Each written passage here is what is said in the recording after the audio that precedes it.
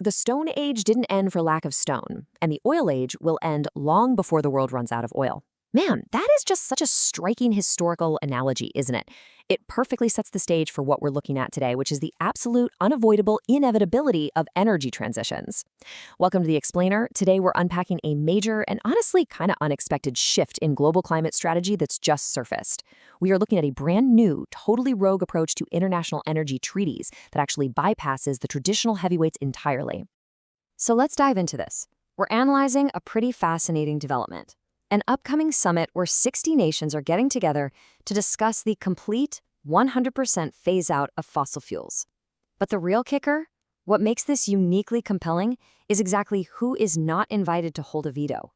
We're going to be drawing directly from some highly active public forums and debates that are right now analyzing the geopolitical fallout of this very meeting. Okay, here is our structured roadmap for today. First, the climate veto problem. Second, the 60-nation summit. Third, the missing energy giants. Fourth, hypocrisy or genuine progress. And finally, optimism versus climate doomerism. All right, jumping right into section 1, the climate veto problem. Why traditional summits gridlock? You see, there is a really stark contrast between traditional COP summits and this new approach. Historically, the goal at these traditional summits has largely been just the reduction of fossil fuel use. But the catch is, it requires unanimous agreement from everyone present. It's like a giant puzzle where one missing piece stops the whole thing.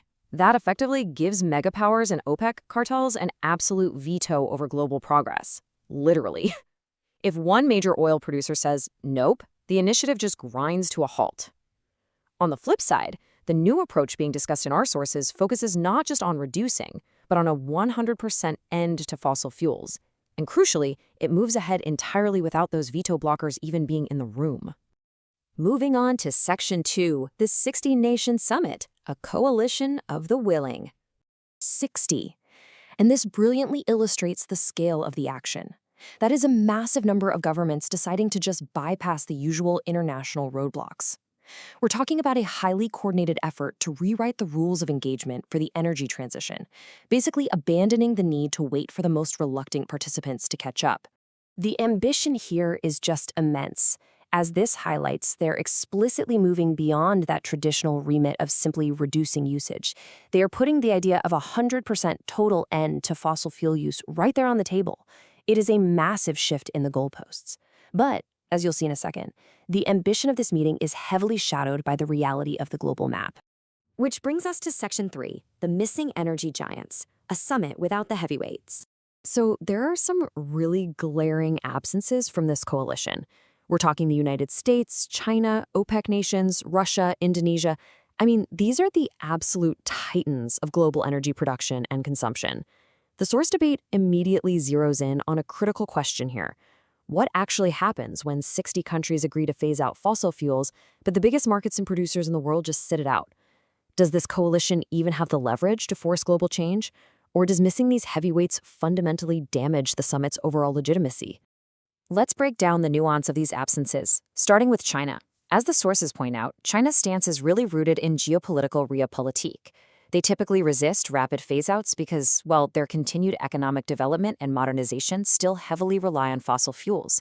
From an objective standpoint, the argument is that rapid, mandated phase-outs discriminate against countries that haven't had a century to build an advanced economy using cheap energy, like the West already has.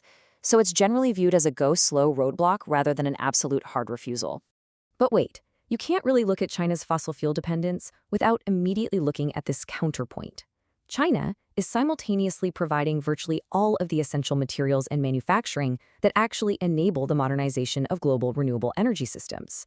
They are the top supplier of green tech. The ongoing debate suggests that once China's domestic reliance on fossil fuels drops, they'll likely just flip their position, using their absolute dominance in renewable manufacturing as a massive geopolitical advantage.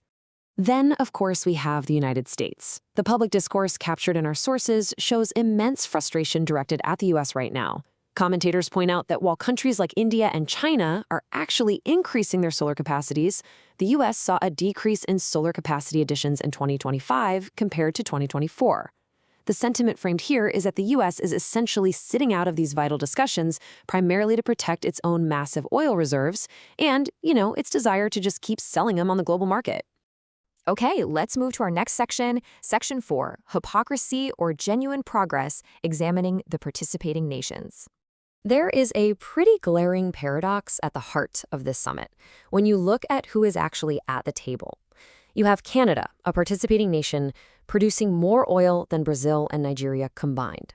You have Germany, where public debate points to accusations of heavy gas lobby influence on their economy minister. And you have Brazil and Nigeria, both major oil-producing nations in their own right.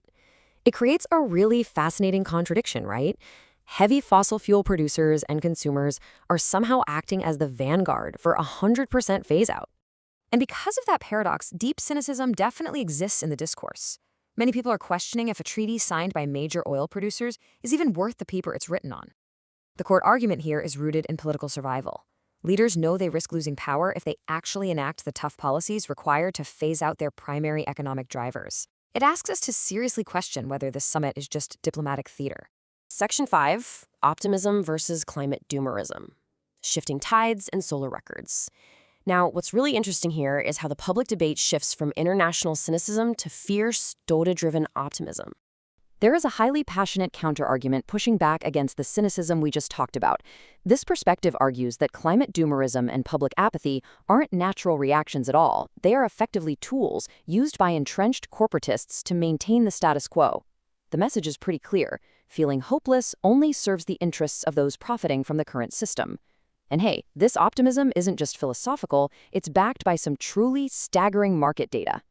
Get this, in 2025, solar energy saw the largest adoption of a single energy source in the entirety of human history. That is not just some marginal improvement, that is a literal tidal wave of market shift. To put that into perspective, this is exactly what you should take away from this explainer. While international politics might be moving at a snail's pace, the underlying technology and real-world implementation are moving at breakneck speed. The prevailing theory suggests that the market is just going to simply overtake the geopolitical veto organically. First off, renewables are rapidly becoming cheaper and way more efficient than fossil fuels. It's becoming a purely economic choice. Second, just like with every major technological leap, nations that stay stubbornly rooted in the past will simply be left behind. And finally, and most importantly, technologies like solar, wind, and advanced batteries are going to start oozing into these reluctant countries from the outside. That will organically decrease their internal demand for fossil fuels, entirely regardless of what their government's official vetoes or stances are. Which leaves us with this final, pivotal question to consider. As 60 nations gather to discuss a world without fossil fuels, what do you think? Does true global change fundamentally require the participation of the massive energy giants, or is a smaller, dedicated coalition of the willing, backed by unstoppable market forces, enough to finally trigger the tipping point? It's a massive question that is absolutely going to define the next decade of our global economy. Thank you so much for joining me for this explainer. Keep learning, keep questioning, and I'll see you next time.